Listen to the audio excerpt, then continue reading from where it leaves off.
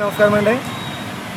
మాది తణుకు నియోజకవర్గం అత్తిలి మండలం తెలుగుదేశం పార్టీ ఎస్ఎల్ అధ్యక్షుడిని. నా పేరు ఉప్పల పండు. 2 రోజులుగా తణుకు నియోజకవర్గం హాట్ టాపిక్గా మారిన పరిణామం జరిగింది. దీని అందరి కారణం మాజీ మంత్రి కారుమూరి నాగేశ్వరరావు గారు. అయ్యా కారుమూరి నాగేశ్వరరావు గారు, మీరు 2 ఎలిగేషన్లు తీసుకొచ్చారు. ఒకటి మా రాధాకృష్ణ గారి మీద అవినీతి, రెండోది రైతులకి యూరియా దొరకట్లేదని. మొదటగా నేను రైతుల గురించి మాట్లాడతాను. ఒక గోను సంచి కూడా ఇవ్వలేని మంత్రిగా మీరుండి యూరియా దొరకట్లేదని మా రాధాకృష్ణ గారి మీద నింద వేయడం ఎంతవరకు కరెక్టు? మీరు ఒక గోను సంచి అడిగితే రైతుని వెర్రిపప్ప అని అన్నారు. వెర్రిపప్ప అన్న వాడు నువ్వు రైతు గురించి మాట్లాడే అర్హత మీకు ఉన్నదా అని స్ట్రైట్గా మాట్లాడుతున్నా. దానికి మీరు ఒక పాయింట్కే మీరు దమ్ముంటే వివరణ ఇవ్వండి. గోను సంచి ఇవ్వలేని నాయకుడు యూరియా దొరకట్లేదని తెలంగాణలో జరుగుతున్న వీడియోలను తీసుకొచ్చి ఒక చెంచాగాడి చేత తణుకు నియోజకవర్గంలో వైరల్ చేస్తాం. అది మీకు దమ్ముంటే నిరూపించండి. డైరెక్ట్ డిబేట్కి రండి. మీకు మా ఎమ్మెల్యే గారు అవసరం లేదు. ఒక ఎస్సీ నాయకుడిగా నేను వస్తాను. మీరు దమ్ముంటే మీరు రండి. రైతుకి ఎక్కడా యూరియా దొరకలేదో నిరూపిస్తే రాజకీయాలకి శాశ్వతంగా దూరంగా ఉంటామని మా నాయకుడు మాట ఇచ్చాడు. అదే మాట మేము కట్టుబడి ఉన్నాం. మా నాయకుడి మాట మా మాటగా మేము చెప్తున్నాం. మీకు దమ్ముంటే రైతుల గురించి యూరియా దొరకట్లేదని తణుకు నియోజకవర్గంలో ఎక్కడైనా నిరూపించగలుగుతారా? దమ్ముంటే డిబేట్కి రండి.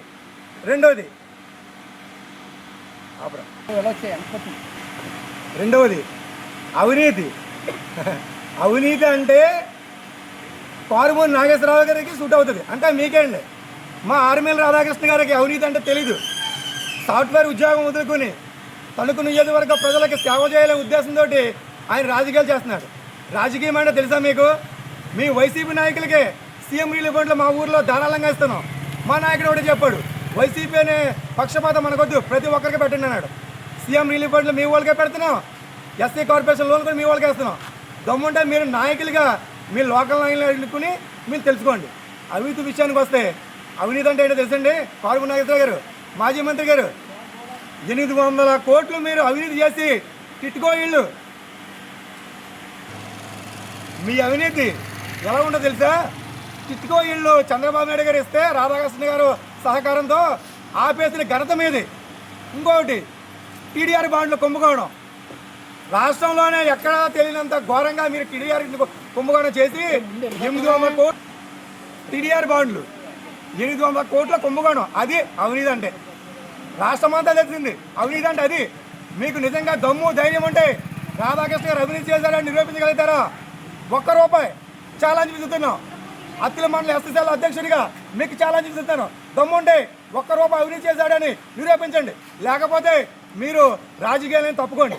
బెంగళూరు ప్యాలెస్లో ఉండి నెలకు 2 నెలలకు వచ్చి వలస పక్షులకు తణుకొచ్చి జనాల గుద్దకిల్లి మా మీద బురద కలిగితే ఎవరో మేము ఒప్పుకోం.